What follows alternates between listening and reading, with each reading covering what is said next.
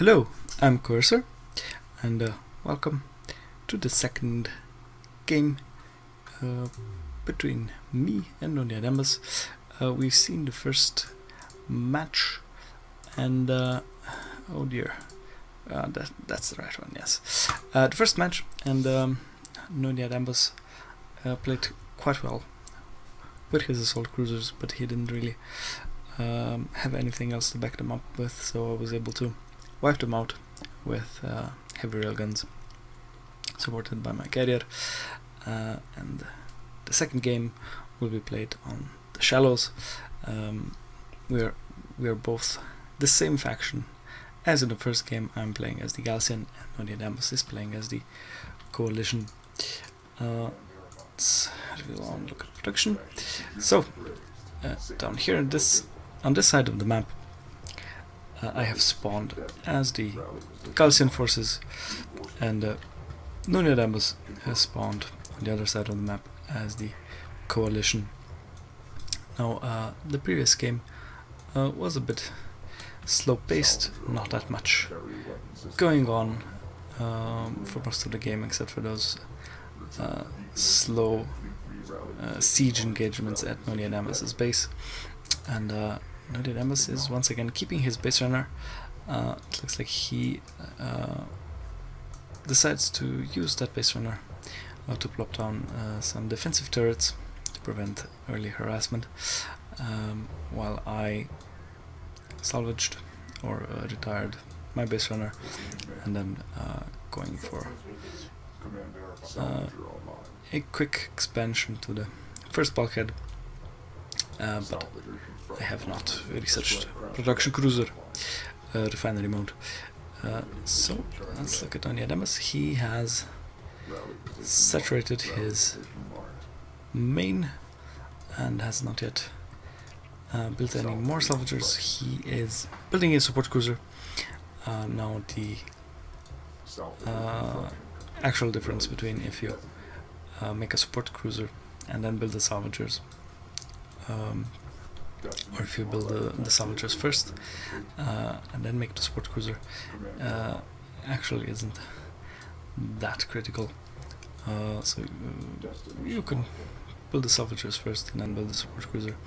It should help your economy along quite nicely, since you will already be mining from that second bulkhead. And now I'm long distance mining from that bulkhead. It has been fully saturated, and I'm now sending out some sand skimmers to check out the map. Noneyadambus has decided to move out with his support cruiser. He has a couple of LAVs on the field, and he is building more.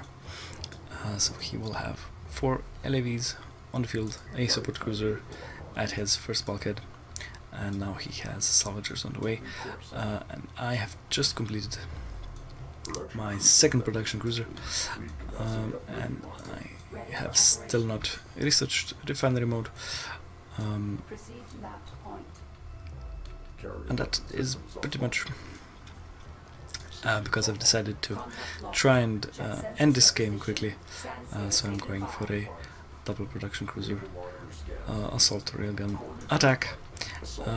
Now Noneyadambus' LAVs have found one of my sand skimmer scouts, and I'm now pulling back my production cruiser and those sand skimmers, so I don't get exposed too quickly. And Noneyadambus is now moving in with those LAVs. Since the LAVs have superior range, they're able to deal damage to those sand skimmers long before the sand skimmers can get in the range. So I am in danger of losing these sand skimmers, but both production cruisers now pop out a assault railgun, and as long as the assault railguns will be able to keep their distance, those LAVs should go down, especially since the sand skimmers are there to distract the LAVs. But Noneyadambus has now given the order to focus down one of the assault railguns, and as you can see, as soon as the LAVs start circling around the assault railguns, the assault railguns can't keep up with the rate of rotation, and the LAVs can survive much longer up close.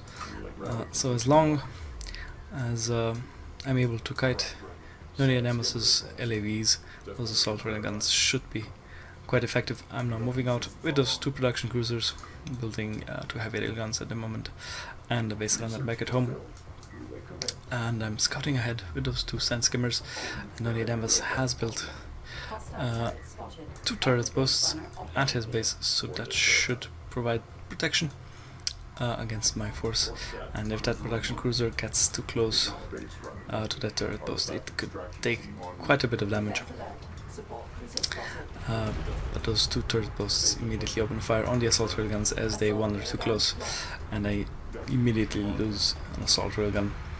Now, as I spot those turret posts, I decide to move my forces to the side where those turret posts can't reach my assault railguns and heavy railguns, and the production cruisers are just sitting back waiting for those turret posts to get taken out.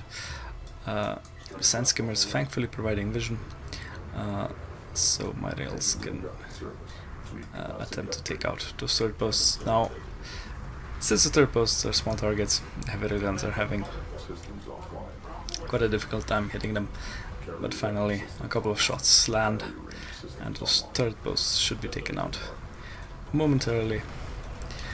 There we go, finally. In the meantime, Noneyadambus has been building some LEVs and another base runner. He has plopped down another turret post, and that is quite a good defense, as my forces are having trouble to advance into his base. And as soon as those LEVs come streaming out and I have only heavy railguns to defend with and those 2 sand skimmers, I have to retreat from that or lose these heavy railguns. Surprisingly enough, those heavy railguns are actually hitting these LEVs better than that stationary turret post, so I do decide to hang around. And Noneyadambus has produced a strike fighter in the meantime. Now those 2 production cruisers have EE, so they should be able to take it out if it wanders too close. And there we go. The strike fighter gets taken out by the production cruiser, and I attempt to retreat up onto this hill to get a high ground advantage, or just to get out of the open down there, just in case Noneyadambus has more strike fighters. Now he does have 1 in production, and I'm just building more assault railguns in the meantime. I have not built anything else resource-wise in the meantime. I'm just mining from my main and my first bulkhead. I did not build another production cruiser or research refinery mode. So if Noneyadambus is able to get a large air force out and maybe hit my resourcing back here, I should be in quite a bit of trouble. My base runners in the meantime are picking up the artifacts on the map. I have already captured 2 artifacts, so the 3rd one is now on the way, and I should have a healthy artifact capture lead. Noneyadambus could capitalize on the fact that I retreated with my forces. He uses his 1 strike fighter to take out the scanner I placed to see if he has already expanded to that 2nd bulkhead, and if he built up a lot of strike fighters, just send him back here into my salvagers. He could deal a lot of economic damage, probably cripple me if I would also lose this force here. Moving in with a bunch of sand skimmers, seeing how those assault railguns and heavy railguns could be exposed to those strike fighters, and I just moved those sand skimmers into Noneyadambus's main. I took out his support cruiser earlier, and it looks like he didn't notice in time that all of those salvagers are following his carrier around, and now Noneyadambus has pulled back his strike fighters, and they are taking out those sand skimmers quite quickly, thanks to the AoE attacks on those missiles. But that has cost him a couple of salvagers. I think he lost 2 or 3.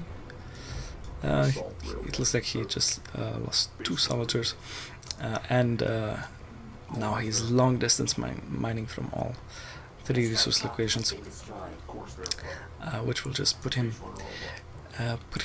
even more behind, because those that main resource patch here is worth more than these expansion sites because of those 2 construction units patches. You're usually better off just keeping your carrier in your main, or putting a support cruiser there. The strike fighters moving out now encounter production cruisers, and they're slowly being taken out one by one. So that's not helping Noneyadambus at the moment. But Noneyadambus still has 3 strike fighters out in the air. He is focusing down the base runner, but that was a bit too late, and the base runner manages to get in and capture the 4th artifact for me in this game, and now a 5th artifact is on the way from that base runner. And the strike fighters have expended most of their ammo, so if they're able to pop down a couple of more missiles, that still won't be enough to kill that base runner.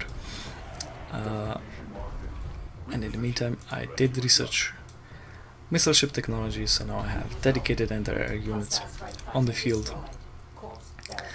I've pulled back one of those production cruisers to my main. I've researched refinery tech, so I can move out with my carrier and provide support for my forces on the ground. I think at this point I was figuring that Noneyadambus might be powering up his carrier, and I was a bit afraid of that because the coalition carrier can be quite scary when it's fully powered up. Now, since Noneyadambus lost a couple of those strike fighters trying to deal damage to the base runner, he now won't have enough damage to take out the last base runner, and it safely delivers that 5th artifact just as a couple of strike fighters are coming in. But with that production cruiser there and with that missile ship, those 2 strike fighters wouldn't have been able to take out that base runner. So this was pretty much a couple of mistakes on Noneyadambus' part. He could have used those air units much better, of course, if he knew that I really didn't have anything,